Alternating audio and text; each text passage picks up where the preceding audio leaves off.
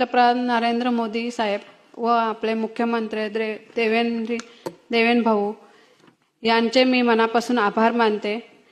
कारण from agree 2026 परिषद नुकतेच शेती क्षेत्रासाठी धोरण जाहीर केले आहे। शेतीमध्ये आधुनिकता नवा अध्याय सुरू करण्यासाठी कृत्रिम बुद्धिमत्ता महत्त्वाची व भूमिका बजावत असून अधिक सक्षम हायपर लोकल हवामानावर आधारित शेतकऱ्यांसाठी रिअल टाइम डेटा प्रणाली बळकट करणे, बहुभाषिक व्हॉइस सेवा विस्तारित करणे, मृदा तपासणी यांच्या माध्यमातून करणे शेतकऱ्यांपर्यंत अचूक माहिती पोहोचवते।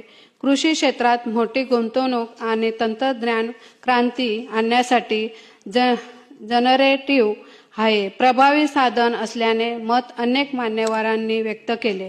मुंबई येथे आयोजित व ॲग्री शेतीचे भविष्य नव्याने घडवताना या 2 दिवसीय परिषदेत सखोल चर्चा करण्यात आली।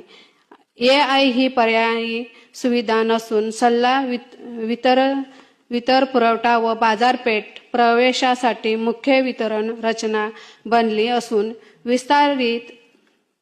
विस्तारक्षम प्रणाली मुक्त व परस्पर संवादी डिजिटल सार्वजनिक पायाभूत रचना सक्षम धोरणात्मक व नियम चौकट सरकार शैक्षणिक संस्था खाजगी क्षेत्र भागीदारी मोठ्या प्रमाणावर अंमलबजावणी पूर्व सुरक्षित AI सेटअप बॉक्स चाचण्या जागतिक बँकेच्या मिशन चौकटीचा उल्लेख करीत त्यांनी भारतीय उपक्रम जागतिक स्तरावर आदर्श ठरू शकतात असे नमूद केले आहे। त्यामुळे कृषी क्षेत्रासाठी AI हे एक प्रभावी साधन ठरले आहे। धन्यवाद अध्यक्ष।